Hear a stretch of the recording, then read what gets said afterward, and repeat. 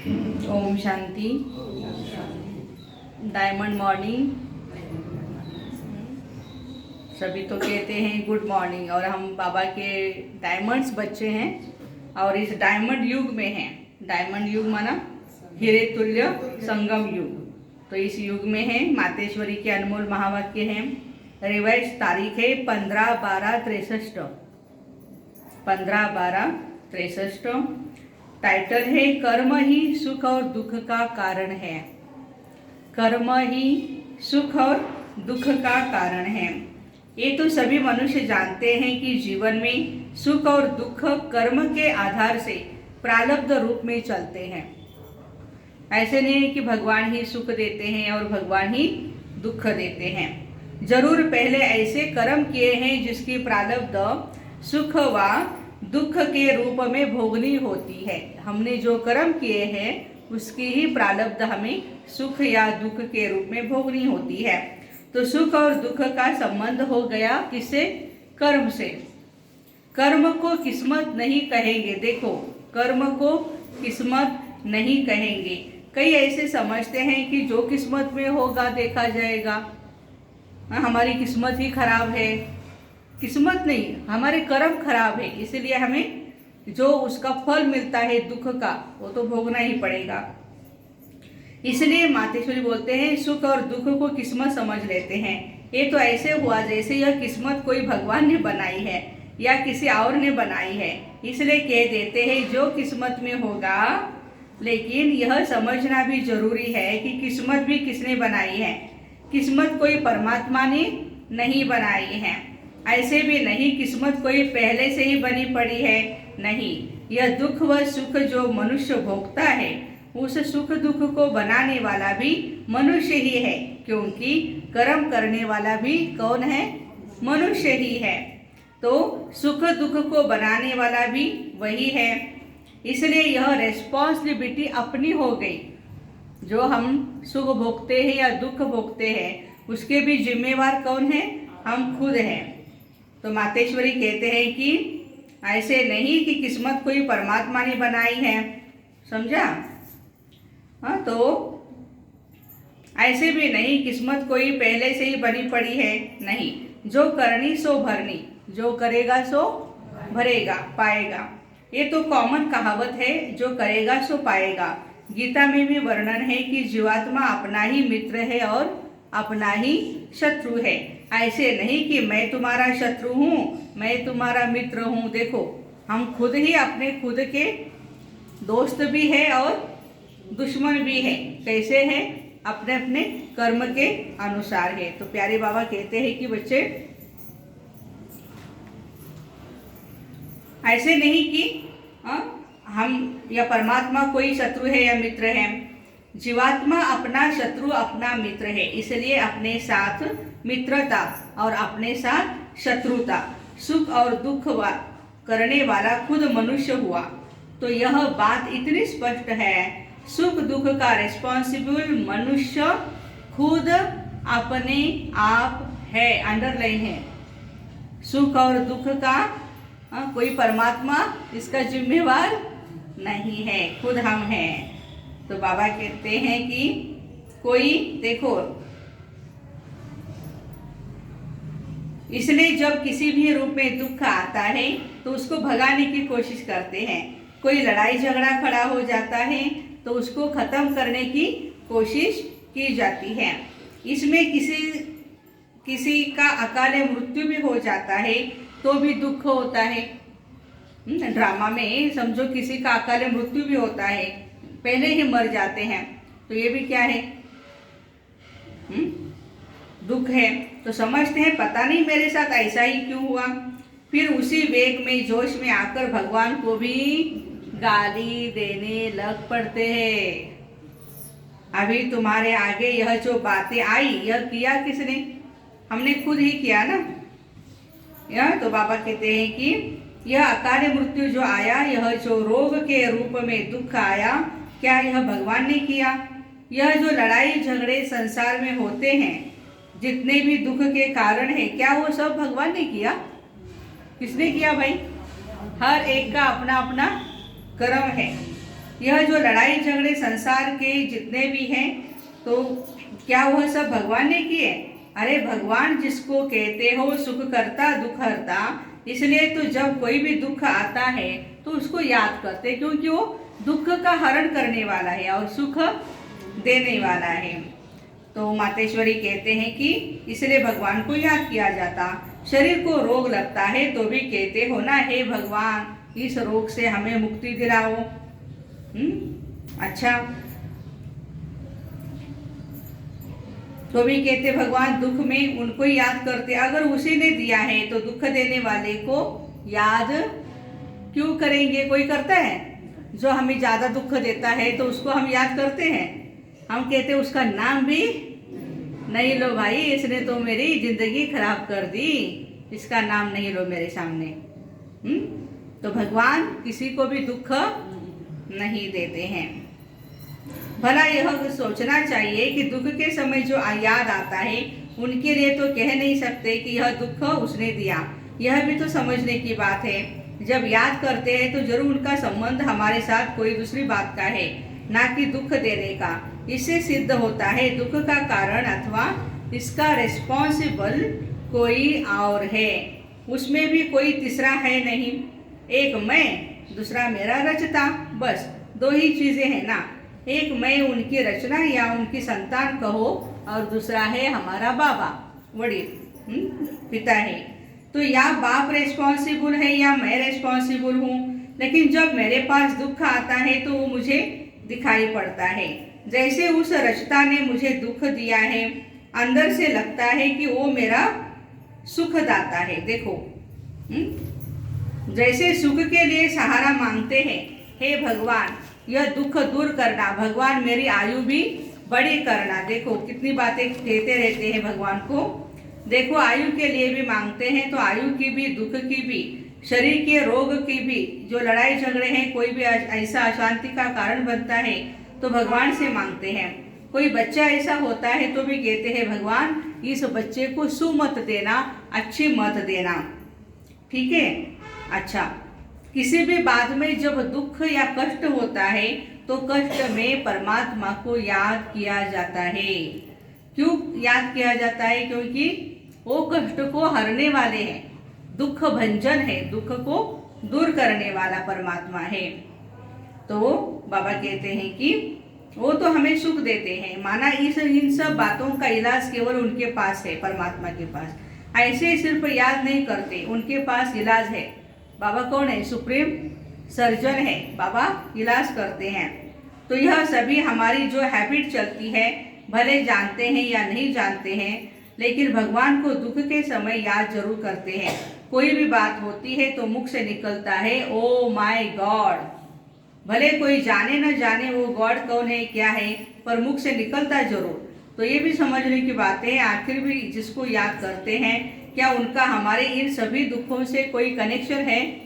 देखो परमात्मा को हम याद करते हैं, क्या कनेक्शन है? क्या वह दुख का दाता है या उनका कनेक्शन सुख से है? याद करो, ये तो हमारी याद से ही सिद्ध हो जाता है। उनका कोई दुख देने का काम नहीं है। परमात्मा सुख देते, दुख नहीं देते। अगर देता तो याद क्यों करते? दुख देने वाले के लिए तो अंदर में गुस्सा आता है ना, या प्यार आता है? गुस्सा आता है, सोचते हैं इसके लिए पता नहीं क्या करे। परंतु भगवान के प्रति तो सदा दुख और सुख के समय तो खास प्रेम आता है, अंदर से आता है, जैसे वह हमारा कोई बड़ा मित्र है। अंदर वही खुशी होती है। तो जरूर उनका हमारे साथ सुख का संबंध है, परमात्मा का। तो दुख का कारण जरूर कोई और है। कौन है वो दुख का कारण? रावण है या हमारे विकर्म है, जो हम रावण के वश होकर के करते हैं। अभी और कोई तीसरा है नहीं, एक मैं, दूसरा वह परमात्मा। तो जरूर मैं रिस्पॉन्सिबल हुआ। तो जिस चीज़ के लिए मैं निमित्त हूँ, मैं ही दुख में दुखी होता हूँ और पैदा भी मैं अपने आप से ही करता हूँ। तो यह देखो कितनी बेसमझी है। जो भी हम दुख पैदा करते हैं हम खुद ही करते हैं, कोई दूसरा नहीं करता है। जिस चीज़ से छुटकारा चाहते हैं वह चीज़ मैं अपने लिए खुद ही बनाता हूँ। आश्चर्य की बात है ना, मनुष्य चाहता नहीं हूँ फिर भी दुख बनता जाता है। तो जरूर वह कोई बात से अनजान है, बेसमझ है। तो जिस बात का पता नहीं लगता है उसका पहले पता निकालना चाहिए। जरूर मुझे उसकी कुछ नॉलेज होनी चाहिए, तो इसी समझ की पहले खोज करनी चाहिए। परंतु आश्चर्य यह है, आज तो ऐसी बात समझने के लिए भी देखो कई बेचारे कितने बहाना देते, कहते हैं मुरली सुनने के लिए फुर्सत भी नहीं है, समय नहीं है, क्या करे, गृहस्थ धंधा भी संभालना है, अच्छा ये भी करे वो भी करे, क्या क्या करे। इसलिए वह देखते संभालते हुए भी उसमें दुखी हुए पड़े हैं। अब जबकि मैंने ही मेरा मेरा कह के दुख का रूप बना दिया, उसको दुख के रूप में लाया, तो पहले उसकी खोज होनी चाहिए। बनाने के पहले उसकी जानकारी रखनी चाहिए। यह जो चीज़ बनाकर मैं दुखी होता हूँ उसका कारण क्या है, पहले मुझे यह समझ होनी चाहिए मैं दुखी क्यों होता हूँ। देखो अंडरलाइन करनी है ये बातें, क्यों मैं दुखी होता हूँ। क्या सुख हमारे लिए होता नहीं है, इसका भी तो पता निकालना चाहिए। इसी जानकारी के लिए यहाँ बताया जाता है, जिन चीज़ों को तुमने मेरी समझा है यही मूल दुख का कारण है। दुख मिटाने का इलाज क्या है, वह भी जीवन के लिए जानना बड़ा आवश्यक है। परंतु जानते हुए भी कहते हैं क्या करे कैसे करे, क्या अपना गृहस्थ व्यवहार छोड़ दे। तो आश्चर्य लगता है कि देखो मनुष्यों की बुद्धि, जो समझ मिलते ही उसे धारण नहीं कर पाते हैं। हम अनुभव से उसी बातों को समझ करके और धारण करके बतलाते हैं। यह अनुभव की चीज़ है, जरूर अनुभव हुआ है तभी तो कहते हैं प्रैक्टिकल में किस तरह से सुख की प्राप्ति हो सकती है। जो बहुत काल की आश रखते आए हो, अभी वह जो सुख दाता है वह स्वयं अपने हमको अपना यह परिचय दे रहा है। बच्चे, तुम दुखी क्यों होते हो, पूछो अपने आप से, हम दुखी क्यों होते हैं, उसका कारण दूसरा है या मैं खुद हूं। कारण तो तुम्हारा ही है, लेकिन तुम्हारे में ऐसी कौन सी बात है जो तुम्हें खुद को पता नहीं चलती है, जिसके कारण तुम दुख उठा रहे हो। चेकिंग के लिए मातेश्वरी बोल रहे हैं, क्या तुम्हारे कर्म ही दुख का कारण बनते जा रहे हैं। वो आकर के समझो, देखो हम इतनी ऑफर करते हैं तो भी आश्चर्य है। देखो ये सुनते भी बेचारे कहते हैं शायद बस यही चलना है, इसको ही कहा जाता अहो मम माया। एकदम माया पकड़ करके बैठी है, और चाहते भी जिस चीज़ के लिए सारा दिन माथाकुटी करते हैं वही बाप सामने से बतलाते हैं कि बच्चे तुम्हारे सुख दुख का कारण क्या है। बाबा खुद कहते मैं तुम्हारे सभी दुख हरने और तुम्हें सुख देने के लिए आया हूँ। तब तो गाते हैं सुख करता दुख हरता। परमात्मा कौन है, सुख देने वाला है। कभी ऐसे कहते हैं क्या, दुख करता और सुख हरता, ऐसे बोलते परमात्मा के लिए? ऐसे तो नहीं बोलते हैं, नहीं। तो हर दुख का वो हरता है। बाबा कहते हैं बच्चे मैं आया हूँ तुम्हारे दुख हरने, लेकिन उसके लिए तुम्हें ऐसे कर्म करना सिखाऊंगा जिससे तुम्हारे दुख नष्ट हो जाए। सिर्फ मैं जो सिखाता हूँ समझाता हूँ उसको समझ करके पुरुषार्थ करो। जो हमें बाबा ने डायरेक्शन दिए हैं उसको हमें फॉलो करना है, जिससे दुख नष्ट हो जाए।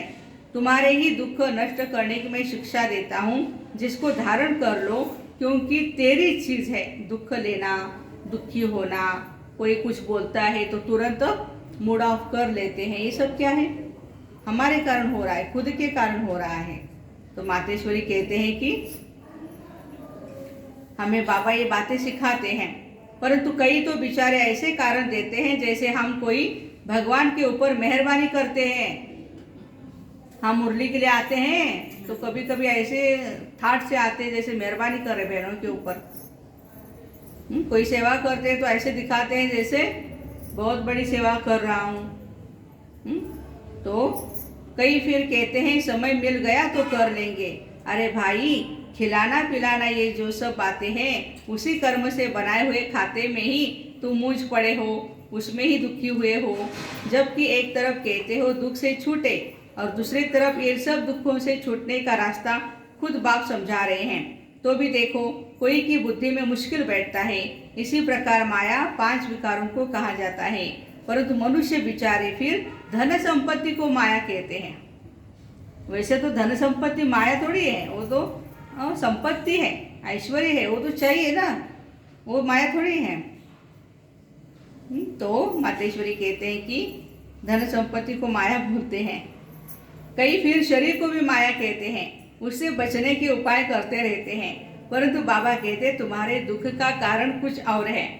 ये प्रकृति तो तेरी रचना है, जो अनादि है, वो कोई दुख का कारण नहीं। तुम्हारे में एक्स्ट्रा अलग से कोई चीज़ आई है जो दुख का कारण है। एक्स्ट्रा अलग कोई चीज़ आई है जो दुख का कारण है। उसको ही 5 विकार माया कहा जाता। विकार कोई शरीर नहीं, विकार कोई शरीर नहीं, संसार भी विकार नहीं, पैसा धन दौलत भी विकार नहीं है। देखो मातेश्वरी कितने डीप में बातें समझा रहे हैं। विकार एक अलग चीज है जो आने से फिर यह सभी चीजें दुख का कारण बनती है। नहीं तो यह सब पदार्थ आत्मा के सुख का कारण है। उनके लिए यह संपत्ति धन आदि जो है वो सब सुख के कारण है। लेकिन इन सभी बातों को पूर्ण ज्ञान न होने के कारण यह सब देखना पड़ता है। तो मातेश्वरी कहते हैं ऐसे भी नहीं कि मैंने यह जो अनादि रचना रची है वो कोई दुख का कारण है, नहीं। दुख के कारण तुम बने हो, तुम्हारे में कोई अलग चीज है, वो अलग चीज है 5 विकार माया, 5 विकार। अभी उसी को तुम्हें निकालना है। मनुष्य फिर कह देते यह सब भगवान ने दिया है। अगर भगवान ने दिया तो वो सुख की चीजें होनी चाहिए। इसमें तुमने विकार डाल करके इन सभी चीजों को खराब कर दिया है। इसलिए बाबा कहते हैं तुम इन विकारों को निकाल दो तो सदा के लिए सुखी हो जाएंगे। ये सारी बातें समझने की है, इसके लिए थोड़ा टाइम देना होगा। दुखों को नाश करने की विधि सीखनी होगी। इसके लिए कहते हैं बार बार आओ कुछ समझो, परंतु ऐसे नहीं यहाँ से सुना बाहर गए और खत्म। कई फिर कह देते हैं यह तो बड़े या बूढ़ों का काम है, ब्रह्मा कुमारी में जाना बूढ़ों का काम है क्या।